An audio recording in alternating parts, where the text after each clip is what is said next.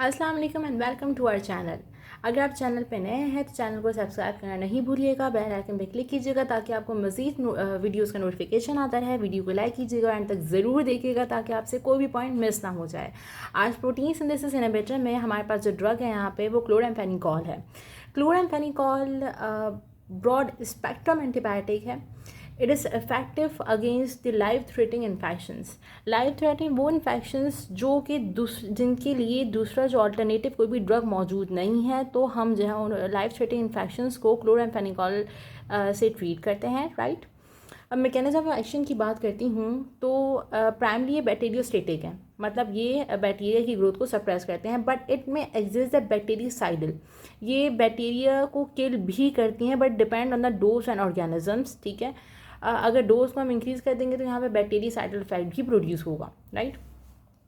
अच्छा देखें, क्योंकि हमें पता है कि जो मेलियन माइटोकॉन्ड्रियल राइबोसोम है वो काफ़ी हद तक सिमिलर होता है to that of the bacteria ribosome. तो अगर हम क्लोराम्फेनिकॉल की कंसंट्रेशन इंक्रीज़ करते हैं, जिसकी वजह से क्या होता है, ये मेमेलियन राइबोसोम को भी अफेक्ट करता है, ठीक है। और फिर एट द एंड ये फिर एक टॉक्सिटी प्रोड्यूस करता है जिसे हम बोन मैरो टॉक्सिटी कहते हैं। तो उससे ये प्रोड्यूस होती है, राइट। और यूएस मार्केट में जो है वो ये ड्रग अब रिमूव हो गया है because of this toxicity, right.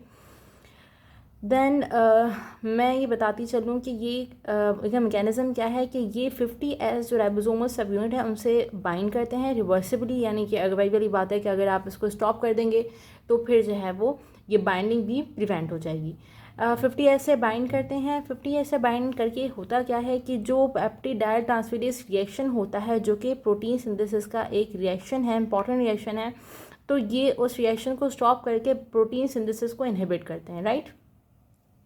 Antibacterial spectrum की बात करती हूँ तो ये क्लेमाइडिया, रिकेट्सिया, स्पायरोकीट्स एंड एनरोब्स स्पीशीज़ को कवर करते हैं कि अगेंस्ट इफेक्टिव होते हैं। देन रेजिस्टेंस, आपको पता है कि बैक्टीरिया जो एंजाइम प्रोड्यूस करता है वो एंजाइम जो है वो इन ड्रग को इनएक्टिवेट करती हैं, ठीक है। देन ये ability decrease ability to penetrate, यानी कि ड्रग को ये पेनिट्रेट नहीं होने देते हैं, ठीक है। देन जो राइबोसोमल बाइंडिंग साइट होती है उसको भी ऑल्टर कर देते हैं। इन सब चीज़ों की वजह से रेजिस्टेंस कॉज होता है, राइट। फार्माकोकाइनेटिक की तरफ अगर देखें तो फार्माकोकाइनेटिक में आपको पता है कि क्लोराम्फेनिकॉल आईवी दी जाती है, ठीक है। ये CSF में इनका एडुकेट लेवल होता है। हेपेटिक मेटाबॉलिज्म होती है जिसकी वजह से जो है वो इनएक्टिव मेटाबोलाइट्स बनते हैं, इनएक्टिव ग्लूकोरोनाइड बनते हैं जो इनएक्टिव मेटाबोलाइट्स हैं। वैसे तो ये रीनल ट्यूब्यूल्स इन्हें सिक्रीट करती हैं और ये यूरिन में एलिमिनेट होती हैं। ब्रेस्ट, यानी कि जो ब्रेस्ट मिल्क में भी सिक्रीट आउट होते हैं, तो वो वुमेन्स जो कि ब्रेस्ट फीडिंग करती हैं उनमें जो है क्लोराम्फेनिकॉल को अवॉइड किया जाता है, राइट। अच्छा जी, then moving to the adverse reaction. देखें, एडवर्स रिएक्शन यहाँ पे दो इंपॉर्टेंट है जो हमें पता है, एक anaemia and grey baby syndrome is the most important. Anaemia जो है वो एक हीमोलाइटिक अनीमिया है एंड ए प्लास्टिक एनीमिया है। यहाँ पे हीमोलाइटिक जो है वो डोज डिपेंडेंट होता है, ठीक है। वैसे तो haemolytic anaemia is observe with the glucose 6 phosphate dehydrogenase deficiency, but it is dose dependent, right. But A plastic anaemia जो है वो इंडिपेंडेंट ऑफ डोज पे डिपेंड नहीं करता, राइट। ग्रे बेबी सिंड्रोम में देखिए जो न्यूनेट्स होते हैं उनमें लो कैपेसिटी होती है किसी भी ड्रग को मेटाबोलाइज करने की, और उनमें जो है वो एक अंडर डेवलप रीनल फंक्शन होता है, ठीक है। तो वो जो है वो किसी भी ड्रग को जो है वो एक्सक्रीट आउट नहीं कर पाते, they have less ability to excrete the drug, right.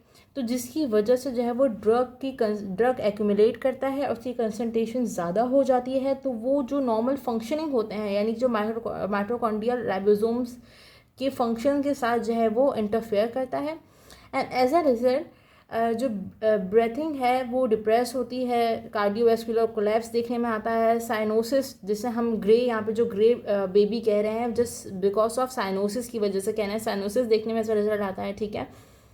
अगर आप ये सब जो है वो अडल्ट की बात करूँ तो अडल्ट में अगर हम जो है वो क्लोराम्फेनिकॉल को हाई कंसनट्रेशन में देंगे, यानी उसकी कंसनट्रेशन ज़्यादा देंगे, तो उनमें टॉक्सिटी आपको देखने में आएगी। अदरवाइज़ बेबी में जो है तो अगर आप हाई कंसनट्रेशन में नहीं भी देते हैं तब भी जो है वो आपको ये सब जो है वो कॉजेज़ हो रही होंगी, यानी कार्डियोवैस्कुलर कोलैप्स है, साइनसिस है, बिकॉज वहाँ पे जो है वो अंडर डेवलप रीनल फंक्शन है उनका, वो सही से वो प्रॉपरली जो है एक्सक्रीट आउट नहीं कर पा रहे ड्रग को.